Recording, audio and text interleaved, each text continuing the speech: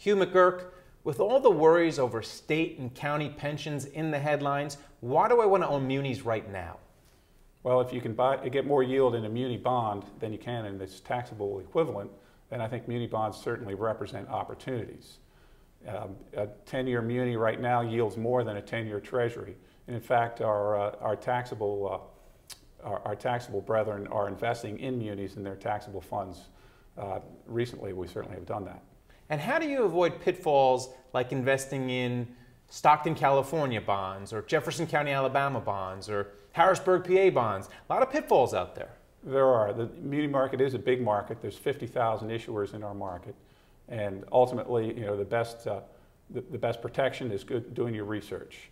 We certainly have access to that at T. Rowe Price, and we're very happy with our fundamental credit research. But if an individual investor is considering investing directly in muni bonds, just like any other market, you need to make sure you know what it is that you're investing in.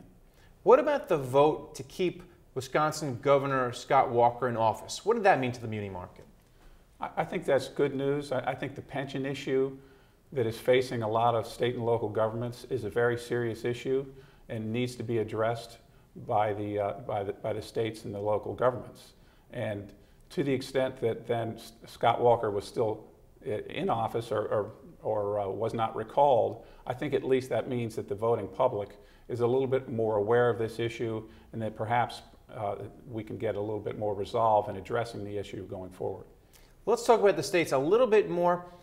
I read that, for example, Illinois is $44 billion in debt, its budget deficit. So is there a fear that the government is going to have to step in and bail out states like Illinois?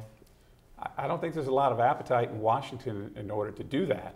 Whether they will need that or not we have to wait and see how that goes. I think there still is time for Illinois and for other states and local governments to address their issues. States and local governments are not like the federal government where they can run deficits every year. They have to balance their budget on an annual basis. So the states have been doing a lot of heavy lifting already in terms of addressing the budget problems going forward.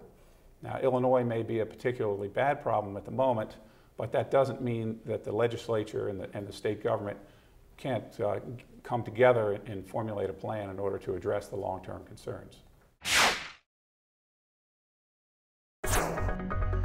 This market is stock tickers market. Stocks have rallied this year. We're coming into a Monday where we're going to